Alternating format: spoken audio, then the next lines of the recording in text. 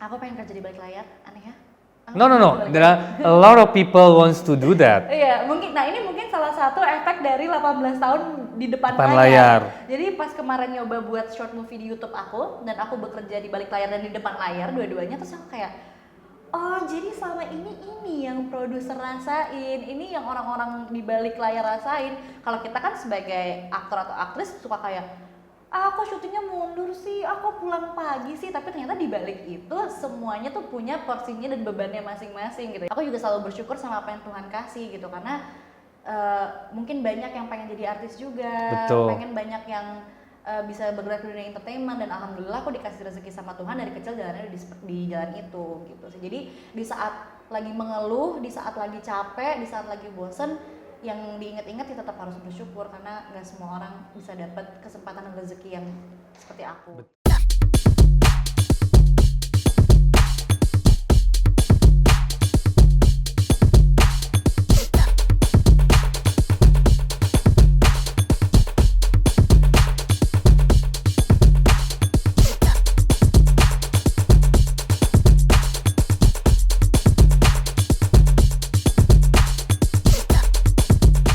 It's story time, storyteller aku hari ini bersama artis muda yang sangat berbakat dan memulai karirnya dari sangat muda. Yes, Salsabila.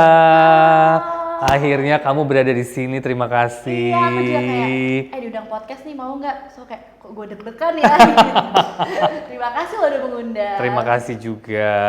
Sebelum kita berbicara ke series yang baru kita syuting selesai, aku tuh pengen tahu Dedek, kamu tuh mulai karir di tahun berapa dan umur berapa?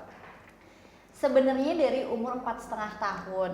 Aku tuh main kayak iklan-iklan dulu gitu. Jadi 4,5 tahun iklan, berarti sekitar 17 tahun, 18 tahun yang lalu ya. Iya. Terus main iklan, terus di umur 6 tahun, 7 tahun kan gigi mulai berantakan tuh. Gak bisa dong iklan gigi berantakan kan, akhirnya pindahlah ke sinetron. Berarti kamu mulai masuk ke sinetron tuh umur 6-7 tahun lah. Oh my god, so kamu sudah berkarir sekitar 15 tahun lebih. 15 tahun lebih, betul. Nah, apa yang membuat kamu dari awal kan, maksud kamu kan kecil nih, itu emang mamah dulu yang menggerakkan kamu ke dunia entertainment? Memang kamu tuh suka gaya depan kaca? Enggak, sebenarnya tuh bunda ketemu sama agensi di mall. Di aku umur 3 tahun. Terus bunda pikir tuh aku mau kayak penculikan anak gitu loh. Tiba-tiba setahun kemudian ketemu lagi sama orang itu di mall lagi. Terus kayak, ini yang Salsa bilang waktu itu kan, ayo Bu coba aja gini. Akhirnya bunda coba. Dan aku tuh awalnya ya anak kecil mana ngerti sih, disuruh kayak, ini yang jadi mamah kamu ya, nangis dong, kan mama aku bukan itu gitu. Tapi ternyata emang akhirnya setelah udah dapet satu ngalir aja gitu, mulai gede ya mulai ngerasain, oh suka syuting ternyata seru, gini ketemu banyak teman, belajar banyak hal. Tapi ya nggak dipungkiri ada momennya bosen juga. Kayak udah 18 tahun kayak, ih capek ya, pengen coba yang lain deh gitu. Terus aku tuh pernah paling lama break nggak ngapa-ngapain tuh 3 bulan. Itu paling lama. Itu paling lama. Yeah. That's not long. Atas keinginan aku sendiri kayak, gue mau liburan 3 bulan dari apapun itu, digital, syuting tuh nggak mau, maunya main aja gitu. Tapi ternyata selama pas baru 2 bulan tuh udah yang kayak, ih bosan banget ya hidup gue ya, kayak kangen syuting. Terus ngeliat teman syuting tuh kayak, nggak bisa nih, kayak gue harus syuting lagi deh gitu. Nah kamu kan sempet di umur berapa itu kan bikin grup musik ya? Girl band kan bersama Cassandra Lee ya? Cassandra, Steffi, sama Bella Graceva. Ya, itu umur berapa deh? Kalau nggak salah tuh kelas 6 SD atau kelas 1 SMP gitu. Oke, itu berlangsung untuk berapa lama? Aku lupa ya 11 tahun atau 12 tahun ya. Kalau nggak 11 tahun, 12 tahun itu sampai aku keluar tuh kalau nggak salah di 2015 akhir apa 2016 akhir gitu, lupa deh aku. Pokoknya segitu lah. Kamu emang kamu prefer acting compare to singing or what is your, kan makin kamu besar kamu makin tahu this is my dream or this is my way gitu kan. Sebenarnya back then aku berpikir kayak, mumpung gue masih muda, kenapa gue nggak coba banyak hal aja gitu. Maksudnya kayak mumpung masih banyak kesempatan di depan mata, kenapa harus dipatok-patokin kayak cuma maunya acting gitu. Tapi ternyata kalau ditanya basicnya lebih suka mana, aku lebih ngerasa acting adalah comfort zone aku daripada nyanyi gitu. Kayak aku suka nyanyi tapi sekedar nyanyi untuk diri sendiri, seru-seruan sama teman-teman gitu. Tapi kalau sampai detik ini, kan aku masih ngeluarin single ya. Sampai detik ini kalau aku ada di atas panggung tuh masih demam panggung gitu loh Kak, yang masih nervous kayak gitu. Jadi kalau ditanya nyamannya di mana, sebenarnya mungkin nyamannya di acting karena dari kecil udah acting. Dari kecil udah acting. Nah, kamu kan lama tuh sinetron gitu kan. Dan sekarang kan the new trend ada web series, ya film juga puji Tuhan di Indonesia kan lagi sangat lumayan booming dan diminati gitu kan. Kamu kan aku lihat lagi lumayan beralih ke series sementara ini kan, karena kan emang mungkin kenapa tuh kamu berpikiran I prefer series now? Dibanding film atau dibanding sinetron? Dibandingin sinetron. Timing maybe ya? Jelas dong Kak, mendingan series jelas gitu, kayak kita tahu kapan selesainya, kita tahu bisa schedule tuh bisa diatur gitu. Kayak series kan sekarang biasanya paling cepat kan sebulan ya, sebulan 2 bulan lagi. Jadi kan udah kayak udah tahu nih 2 bulan series ini kelar, jadi di bulan ini udah bisa ngambil yang lain lagi. Kalau sinetron kan agak abu-abu ya, kayak kita bisa cepet, bisa cuma 10 episode, tapi bisa juga tanpa batas ribuan episode kayak gitu. Jadi kalau ditanya kenapa milih series, karena lebih waktunya lebih bisa di-schedulein, sama lebih seru aja kayak wisata karakter gitu loh. Abis dari karakter yang ini 2 bulan berpindah lagi ke karakter yang lain gitu. Jadi karena lebih emang banyak belajar. Betul sih, aku juga salah satu aku kan sebagai casting director juga, di mana aku sekarang melihat para talent terutama yang main talentnya gitu kan, mereka lagi beralih untuk lebih senang ngambil series compare tuh ngambil sinetron. Dan emang kebetulan MD kan lebih banyak dengan series dan film. Betul. How about movie? What is your goal? Kamu kan udah pernah main film kan? Udah pernah. Iya sebenarnya mimpinya masih banyak banget sih, banyak banget genre yang belum aku jalanin gitu. Kayak kemarin aku sempat keluar dari zona nyaman aku, main komedi. Ternyata aku nervous banget karena kan aku kayak ya emang anaknya receh sih kebetulan ya. Cuman kalau di acting kan komedinya berbeda ya. Kayak kita menciptakan situasi gitu. Jadi itu salah satu challenge baru buat aku. Tapi kalau di film, what is my goal, banyak banget yang belum aku achieve di film gitu loh. Masih pengen ya, sampai kapanpun masih pengen terus belajar sih. Karena emang film kan sekarang lagi variatif banget kan. Kalau ada tawaran film horor, ada yang nawarin horor. Ada. Maksudnya kamu tertarik atau kan ada some people said I said no to horror, ada kan? Sebenarnya ini pertanyaan menakutkan banget nih jawabannya.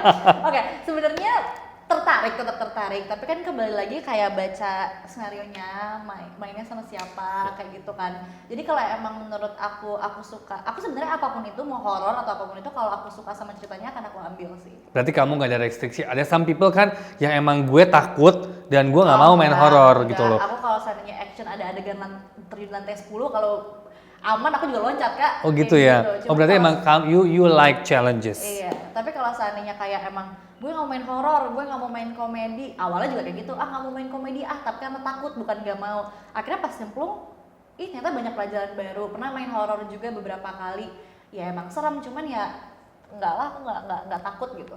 Nggak takut ya. Berarti itu kan maksudnya, karena aku sempat justru mengalami kesulitan di mana aku mencari pemain untuk horor itu banyak banget yang nggak mau. Tapi thanks God, sekarang dengan horor kita kan juga explore ya, dengan konsep berbeda, dengan cerita-cerita baru, director-director yang explore-nya juga jauh lebih baik gitu kan. Jadi menurut aku tuh series-series juga film di Indonesia juga udah semakin maju, sangat-sangat. Semakin keren. Aku tuh kayak wah gila sih, film-film Indonesia sekarang keren banget. Betul. Gitu. Jadi emang kita juga bisa butuh explore kalau di mana kalau talentnya juga semangat dan talentnya juga punya visi dan visi yang sama kita para pembuat film kan, it becomes satu unity yang bagus kan gitu. Let's do something different, let's do something big gitu kan. Nah, masuk ke series kita yang baru selesai syuting, 5 Detik Rasa Rindu. Nah di situ kan kamu jadi penyanyi lagi. Iya, awalnya tuh gak mau ngambil karena kayak ngomong sama manajer aku, Paps takut disuruh nyanyi. Sumpah Om Dito kayak, alah kamu bisa nyanyi, udah gas aja gitu. Akhirnya pas syuting 5 detik dikasih challenge lagi sama sutradara kita terbaik hati, tercinta Pak Monty. Hamin beberapa hari syuting, tiba-tiba dia bilang, Cak lo main cello ya? dengan konsep nggak pernah latihan disuruh main cello tiba-tiba. Terus aku bilang, Pak kenapa nggak yang lain, contohnya kayak piano atau apa gitu ya. Nggak, piano udah nggak asik, tapi kalau main cello asik. Akhirnya kayak udah nyanyi, main cello, itu bener-bener kayak nggak di-expect aja sih sama aku di awalnya. Tapi kamu gimana tuh kan, maksudnya kamu bisa alat musik kan? Sam, Dikit. piano bisa? Bisa. Oh, nah cello udah pasti no, right? Gak bisa sama sekali. Nah, that's for that time dengan intens yang secepat itu. Latihannya tuh cuma 2 kali dan latihannya tuh cuma 1 jam. Gimana nggak pecah palaku Kak? Dan bahkan ya aku nggak tahu ya nanti pas syuting akhirnya lagunya jadi seperti apa. Tapi yang aku pelajarin adalah lagu klasik. Karena Pak Monty maunya tuh basicnya si karakter aku ini lagu klasik. Dan lagu yang Pak Monty nanya kan, lagu apa klasik yang lo suka? Aku kasih yang aku suka. Iya. Disuruh mainin lagu itu Kak. Dan lagu itu 5 menit. Oke. Aku udah kayak, aku aja ngelihat si guru aku bingung, susah. Dia perlu latihan dulu dan dia baru main hari kedua. Terus aku bilang sama Pak Monty, Pak saya udah ngalur ngidul aja, yang penting postur dan gerakannya sama seberusaha mungkin bisa mirip gitu. Tapi what do you think your character, lupa aku namanya siapa di 5 detik? Drupadi. Nah di sini kan di antara dua. Iya kan? Itu how you blend. Udah pernah ketemu dengan lawan main sebelumnya, Prilly dan Brian? Kebetulan dari kecil udah kenal sih kalau Prilly sama Brian. Kan kayak sama Prilly sempat main sinetron, sama Brian juga, dia juga sempat boy band. Kayak emang udah dari kecil kenal sih. Ya kalau blend-in-nya menurut aku di syutingan kemarin, menurut aku chemistry kita bagus banget karena kita gampang banget nyatunya dengan konsep saat itu kita reading lagi pada COVID ya. Iya, jadi betul. Reading kita tuh nggak ada reading offline cuma sekali, tapi aku nggak hadir. Dan ternyata pas syuting semuanya blendnya gampang aja sih, kayak ya emang kayak kita udah kenal lama aja kayak gitu loh. Kebetulan juga didukung dengan Pak Monty yang emang nge-boundary sekalian. Menurut aku pemain-pemain 5 detik juga sangat profesional, sangat mengerti karakternya masing-masing, jadi easy for me untuk masuk ke mereka gitu. So what do you think as a storyline 5 detik? Aku suka banget. Aku ngambil itu gara-gara di luar awalnya aku takut kayak aku menyanyi ya. Aku ngomong sama Om Dito, manajer aku, gue suka banget sama karakter gue. Karena menurut aku karakter aku tuh karakter yang belum pernah aku lakuin sebelumnya. Ya cewek aja sih, cuman dia punya banyak backstory dan background yang unik gitu. Jadi menurut aku 5 detik tuh sangat meaningful, banyak pesan yang bisa dipetik, seru banget. Dan kita sebagai para band ya, ceritanya ini beberapa kali aku main series tentang band. Itu keren banget sih menurut aku 5 detik. Harus banget nonton, semoga cepet tayang ya. Iya, kita belum tahu. Ini naik udah tayang gitu. Nah, dari tadi kita ngomongin karir dari kecil kamu syuting dengan segala padet. Takut banget nih, apa nih yang mau Terus love life gimana dong kalau kerja terus kan capek. Kan balance. Nah, makanya harus punya pasangan yang bisa mensupport. Nah, gitu. selama ini ya ketemu sama beberapa orang lah gitu ya. Ada lah kas aja. Apa yang mau ditanya di sini? Nggak, kamu kan gini, kamu sibuk kerja deh pasti. Kamu punya target dan produksi juga punya target. Bagaimana kamu membagi waktu antara work and personal? Sebenarnya aku anaknya agak lumayan terschedule. Misalnya kalau aku ada punya momen-momen penting, aku tuh jauh banget masukin schedule-nya Kak. Misalnya kayak aku tahu nih, misalnya tahun depan ada momen apa yang penting, aku udah masukin di tahun ini. Oke. Gitu. Terus kalau seandainya emang sama personal life ya nggak cuma pasangan aja, keluarga gitu, betul.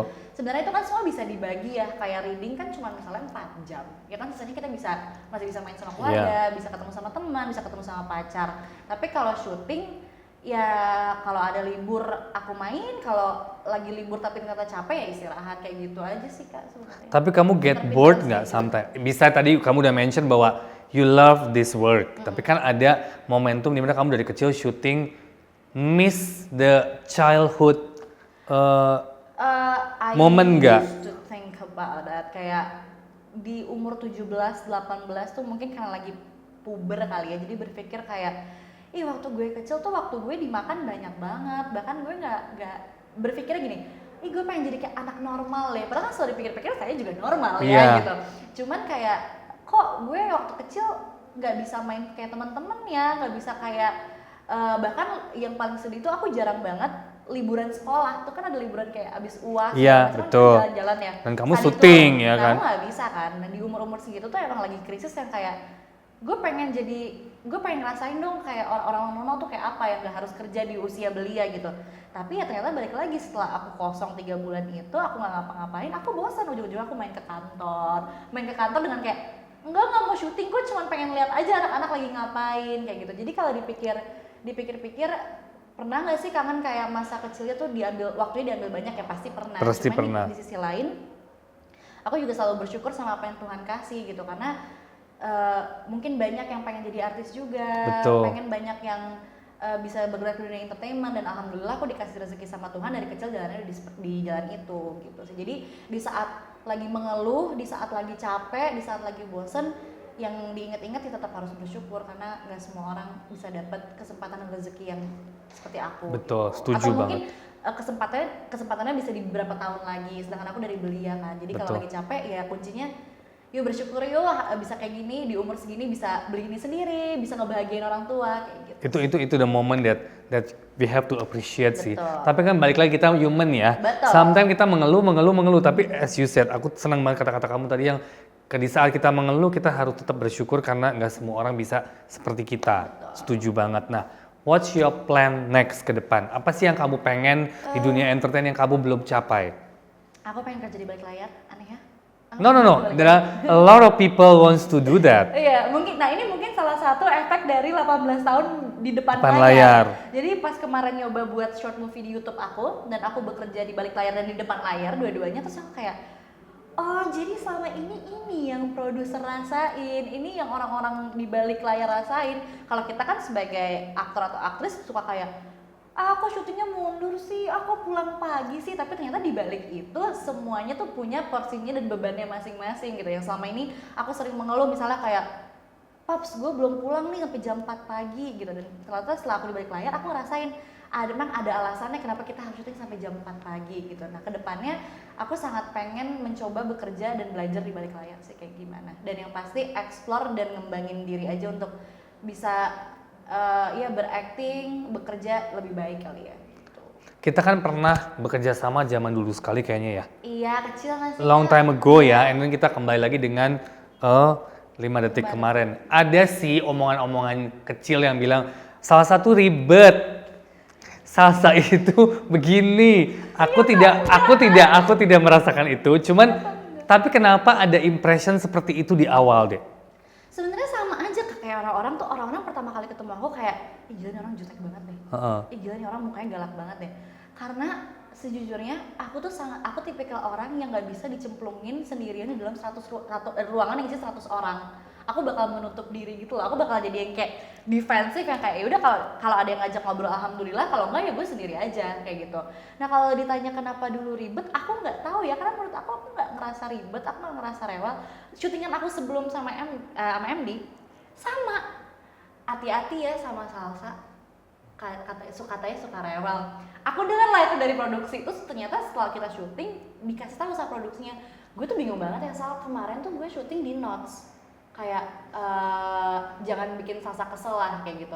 Tapi ternyata pas gue syuting sama lo biasa-biasa aja, Sal, kayak mohon maaf siapa yang menyebarkan fitnah tentang saya ya gitu. Tapi menurut aku selama aku bekerja, selama aku profesional, produksinya pun juga profesional, baik-baik aja sih. Ya so far aku tidak mengalami hal problem sih. Iya kan? Karena maksudnya ya kalau emang sekali doang pas kamu sakit segala macam itu kan different case ya. Iya. Dan kondisi kemarin kan juga kita lagi panic attack dengan pandemi, covid segala, kayaknya orang flu dikit ya jangan kerja gitu, kesannya gitu ya. Soalnya kan kayak waktu aku covid 5 detik kan bareng sama Brian. Betul. Jadi dua-duanya tuh dua-duanya sama kena. COVID. Itu waktu pas bareng ya sama ya sama. Iya, bareng-bareng. Iya bareng, almost bareng. Tapi so far I'm very happy working with you definitely, dan can't wait to work with you again, ya kan? Semoga kita berjodoh lagi. Iya pasti dong, kita masih banyak sekali project ke depan, dan tadi juga kita photoshoot just for fun gitu kan, tapi akan hasilnya bagus banget. Mungkin ada pesan-pesan yang kamu pengen sampein? Buat apa nih? Buat siapa nih? Buat siapapun yang nonton kita. Iya, pokoknya buat yang nonton, yang pertama di masa pandemi kayak gini, kita masih pandemi ya. Stay healthy, jaga diri, jaga kesehatan, lindungi orang-orang yang kalian sayangi. Terus buat teman-teman yang sedang bekerja, apapun pekerjaannya, bukan di industri entertainment aja, semangat terus, maju terus, dan semoga selalu mau belajar dan improve menjadi pribadi yang lebih baik. Yes, belajar dari Salsa nih dari umur 4,5 tahun dia bisa memaintain karir sampai sekarang kalau bukan kerja keras, dedikasi yang luar biasa dan tentunya attitude yang paling penting ya kan. Thank you. Jangan lupa subscribe, like, share, komen hari ini Hello Story bersama Salsabila. Bye. Thank you deh.